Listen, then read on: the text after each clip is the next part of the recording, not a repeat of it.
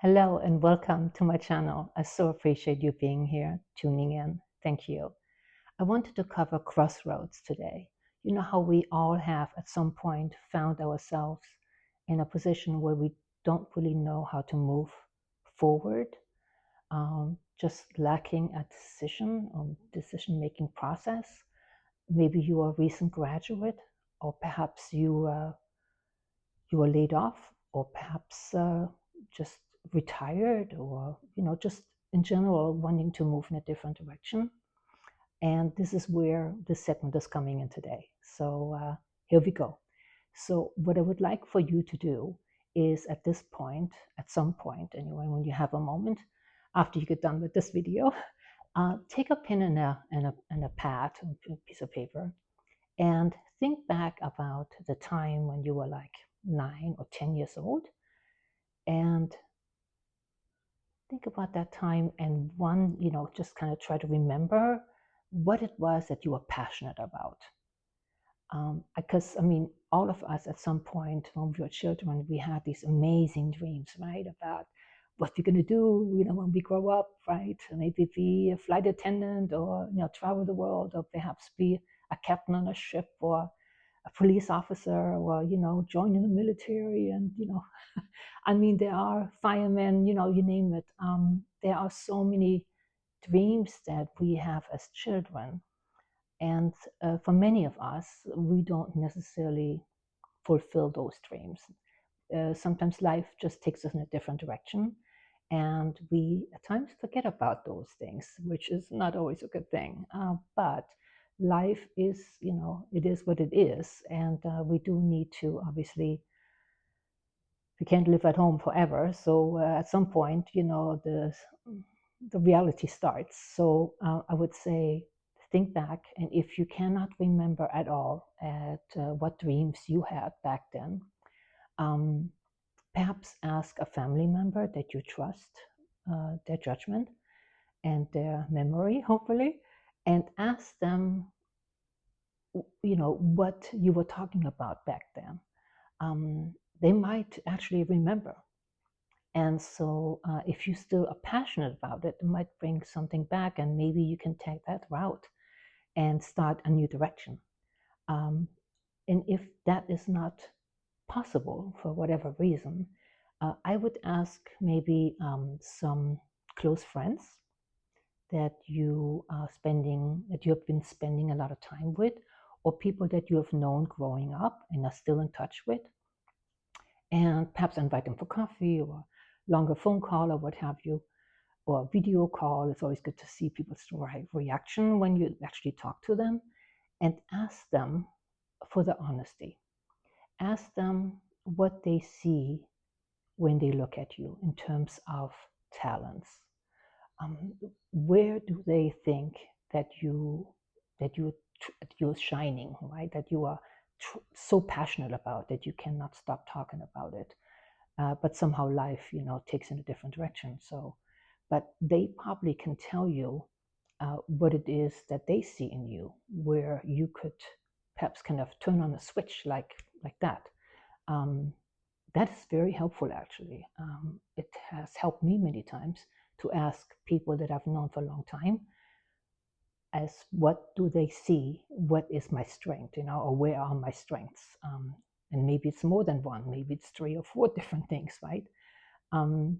So that might be able to shed some light on what you will be doing next after you, like I said, maybe you're a former graduate, or perhaps you got laid off, or, like I said, there are many possibilities to move into, or wanting to move into another direction, or having to, right? So I would do that for sure. And if you don't have family, or you don't really have that kind of support, you can also, of course, during the summer camps are coming up for so many children right now. Sometimes, devoting some time, being a soccer coach, or you go to, you're going to volleyball camps and help out there. Swimming lessons. There are so many different camps out there that you possibly could volunteer some time even if it's just a few hours a week, that might also help you to connect with other people and sort of network, right? They may know of someone or something, and you might discover that you have strengths that you didn't realize that you actually had, or that you are truly interested in something very different now, that you are out in nature and maybe you are on a, I'm European, so it's about soccer, right? So maybe you are out there and you see lots of, you're out in nature, and so that might be something that inspires you to do something with your life. It takes you in a different direction, I would say. I mean, I'm not the pro yet. This is only my second video, so I will eventually master all that. But this is a channel really where I like to remain to be real. I mean, there are so many pros out there. This is not it. Okay, I'm here to inspire you, hopefully, and to help you on your path. But I would say do that. And if none of that is really helpful to you, starting some kind of rituals in the morning, be it going for a long walk or short walk, or perhaps do some meditation, prayer, exercise, whatever it is, ensure that you do it on a regular basis, and see if that maybe kind of starts the conversation for yourself on what to go and do next. If you have some extra cash laying around, and you want to perhaps try something very different, travel is always an amazing way to do things. I just was it in February? In February, yeah, I went out and I traveled for a few days, 4 or 5 days, and came back with a whole new perspective on what I wanted to do.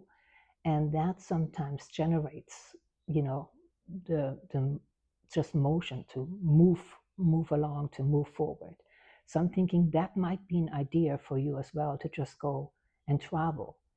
And even if it's just for a night, or you go camping, right? If the money is not there, go camping, or go elsewhere. Just don't do the same thing. Try to go somewhere, and a place where you can feel inspired.